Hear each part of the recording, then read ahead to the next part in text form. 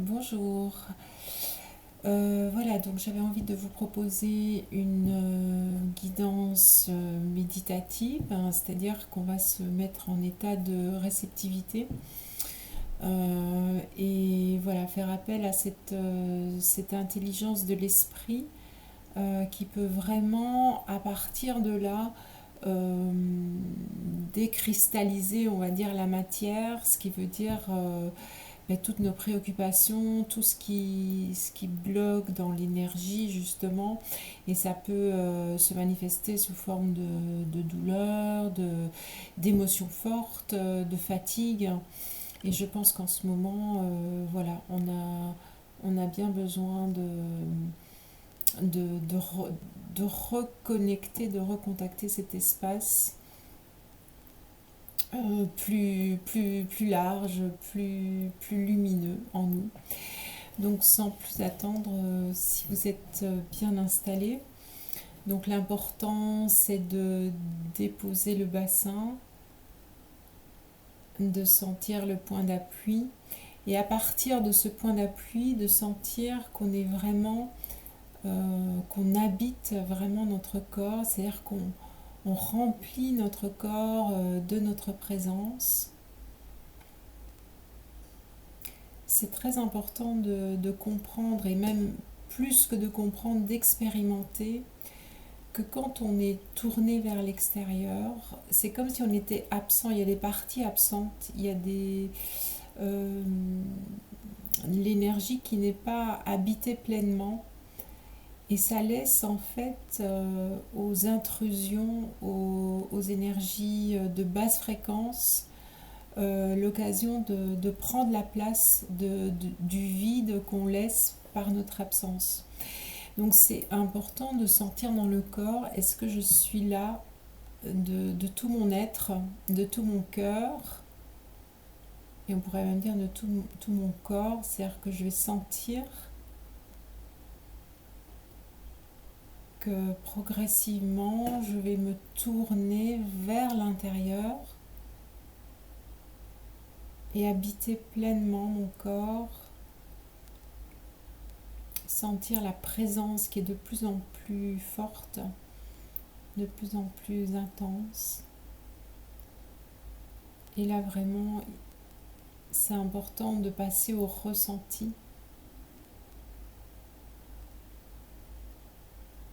c'est-à-dire de pouvoir sentir la sensibilité, la vibration du corps, notre énergie vitale qui, quand on y met de la présence, de la conscience,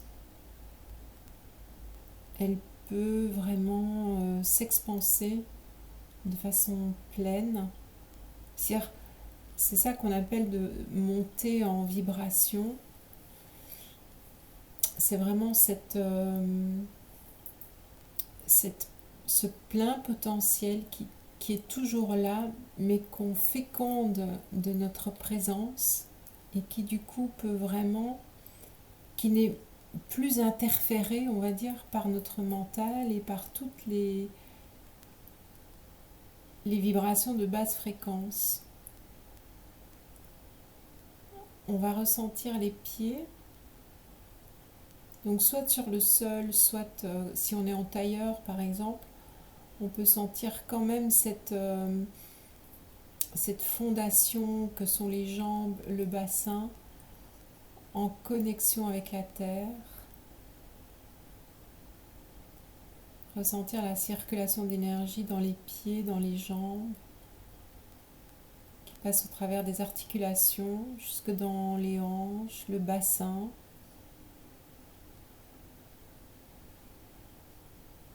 Et là, en fait, on reconnecte avec le vivant. On voit bien qu'à l'extérieur, il y a un mouvement qui nous montre ce que peut être le transhumanisme, c'est-à-dire le chemin vers une non-humanité, quelque chose qui est mort, quelque chose qui est mécanique, quelque chose qui est totalement emprisonné par la peur, et qui est contrôlé. Donc quand on a peur, on contrôle. Quand on aime, on libère, on laisse libre. Et donc c'est important de ressentir qu'il y a cette ouverture, cet espace, ce relâchement, ce vivant, ce vibrant dans notre être que nous sommes. On a l'impression d'être un corps, mais en fait ce corps témoigne de l'esprit infini que nous sommes. Et ressentir à nouveau cet esprit à travers le corps.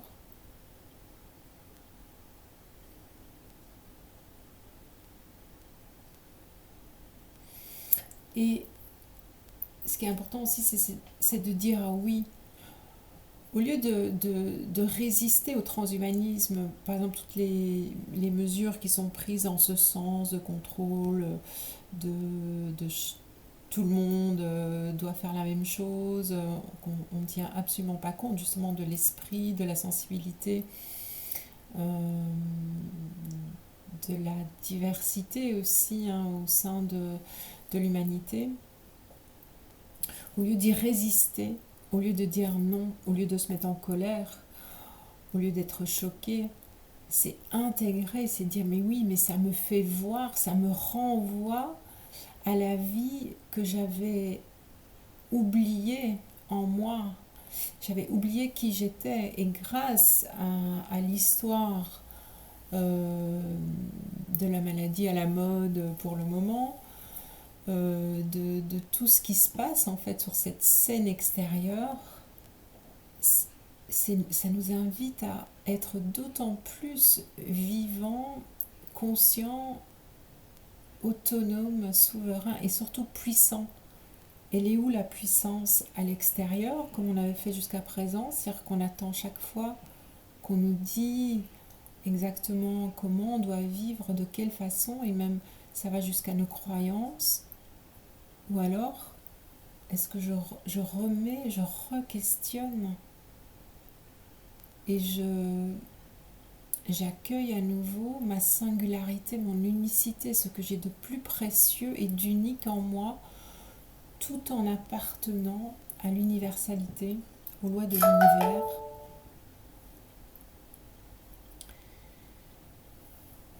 Et donc, il y a vraiment, chaque fois, quand je regarde à l'extérieur, c'est un miroir, c'est invitant en fait. Et c'est pour ça qu'il y a ce oui. Et ce oui est très important. Parce que tant que je dis non, je suis dans le dualisme, dans la polarisation, et je ne suis pas dans le mouvement de la vie au sens du vivant. Et je suis encore une fois tournée vers l'extérieur. Donc vraiment la demande, c'est de revenir à l'intérieur. On va respirer pleinement. Et là aussi, comme on ne peut plus respirer à l'extérieur, comme il y a rien que l'image de personnes, d'humains masqués, bâillonnés, c'est rien que ça entrave le chakra de la gorge. Et ça parle aussi de vitalité, puisque respirer, je pense que ce qui démontre qu'on est vivant, c'est la respiration. Et la respiration va vraiment amener l'énergie vitale qu'on appelle le prana ou le chi dans tout le corps. Et donc, est-ce que là aussi, on peut voir l'image extérieure qui nous renvoie à cette pleine respiration? Et je dis oui à l'inspire, je dis oui au souffle vital que je reçois. Et à l'expire, alors qu'est-ce qui se passe à l'expire? C'est que je vais féconder ce souffle que j'ai reçu de l'univers, je vais le féconder par mon unicité et le rendre à l'univers. Donc on a vraiment cet échange et à nouveau ce dialogue, cette dialectique entre l'universel et la singularité. On va vivre cette respiration de cette façon.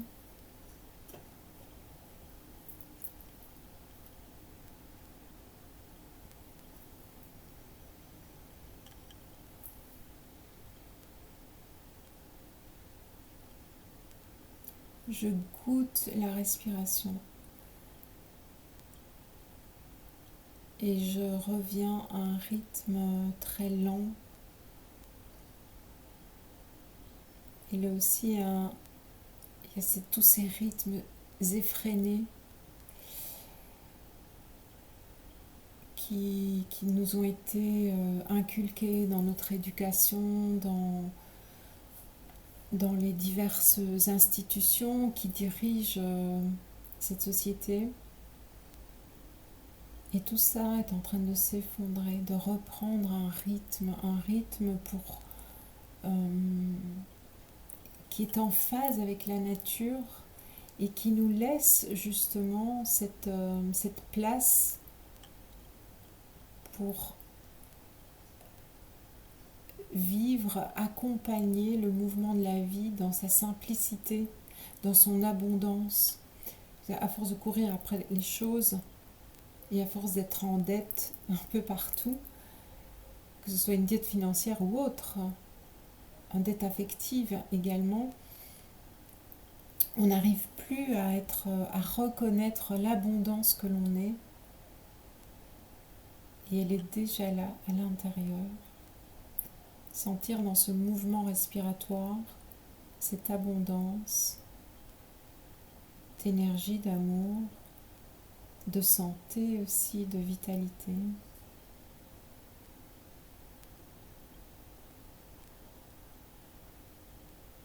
On va sentir de l'intérieur la verticalité, c'est-à-dire que quand je respire, quand je suis enracinée, il y a un élan naturel, c'est-à-dire la vie cherche à s'élever vers la lumière. Il y a un élément naturel en nous qui fait que on va se redresser, s'ouvrir, sentir au niveau de l'abdomen, la poitrine, les épaules, cette ouverture, cette amplitude. C'est important aussi de retrouver cet espace, ce spacieux en nous, au lieu de se protéger, se fermer, se cacher, se rendre toxique finalement, puisqu'on voit déjà nos semblables comme toxiques, la terre est toxique, l'air qu'on respire est toxique. Voilà, on arrive justement dans cet enfermement toxique, et là, encore une fois, ça nous renvoie à cette santé naturelle que l'on est, cette ouverture, et de par notre ouverture, de par notre rayonnement, de par notre confiance, de par notre énergie, notre vibration, c'est-à-dire qu'on va augmenter notre taux vibratoire, on va être protégé, c'est-à-dire qu'on va être tellement rempli que rien ne peut s'immiscer, et que rien n'a besoin d'ailleurs de s'immiscer. Sentir cette plénitude, complétude.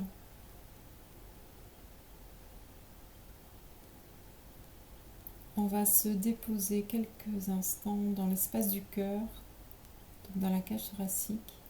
Et cette cage thoracique, on va visualiser qu'elle s'ouvre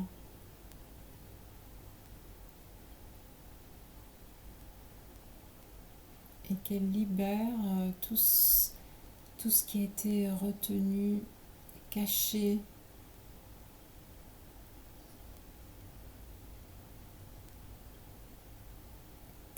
pour que ça puisse être libéré et affirmé. C'est affirmer ce qu'on est profondément, se souvenir de qui l'on est profondément. On peut sentir le cœur qui s'ouvre, la cage thoracique qui s'ouvre, et aussi comme on parle beaucoup des poumons, puisque la maladie à la mode relate évidemment les poumons, puisque les poumons en médecine chinoise, c'est vraiment la tristesse, et c'est cette énorme tristesse de l'humanité qui fait que on est triste parce que on peut pas être qui on est vraiment dans notre plein potentiel, dans notre pleine créativité. Et là, on va libérer à partir du cœur, des poumons, toute cette liberté, cette créativité, ce potentiel, ce pouvoir, cette souveraineté, cette autonomie. Les épaules légèrement vers l'arrière, déposées, les mâchoires desserrées, le visage détendu.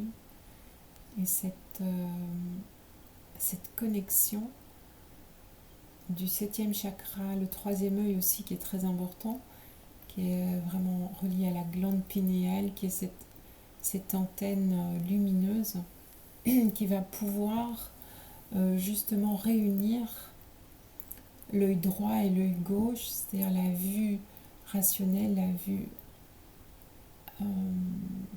sensitive, on va dire, de l'intuition, du mystère. Et il y a cette alliance dans la glande pinéale de ces deux visions pour être relié à cette intelligence, ce discernement, cette vision profonde de qui on est, de l'esprit dans toute chose. Avant la matière, il y a l'esprit, et la matière n'est que l'esprit sous une forme dense, et retrouver cette vastitude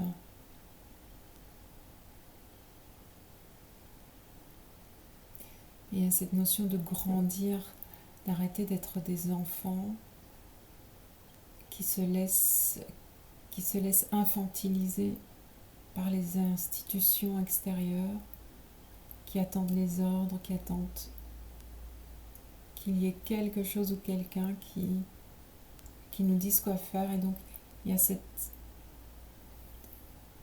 finalement l'adulte, c'est ça, c'est de sortir en fait de tous ces stades, enfance, adolescent.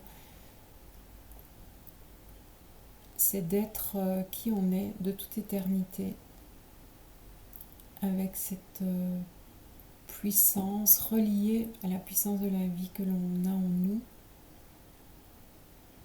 C'est-à-dire que on a notre propre autorité intérieure, notre propre gouvernement intérieur, notre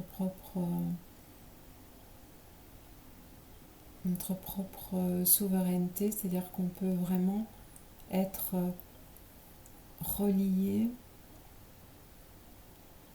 à la grande intelligence, au grand réservoir, au champ de tous les possibles.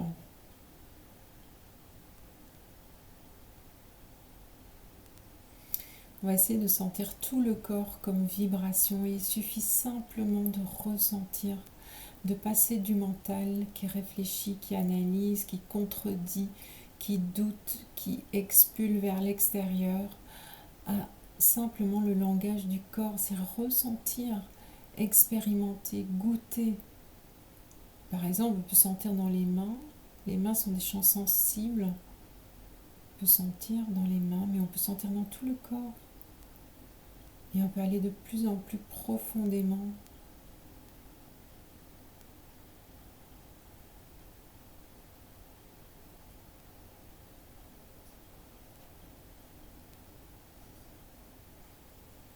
Et découvrir la joie profonde que la vie est en train de se réveiller pour le moment. Même, et toutes ces révélations de choses un peu plus chaotiques, c'est tout simplement ce qui va permettre de libérer pleinement l'intensité de qui on est, de la lumière, de la vraie humanité en fait.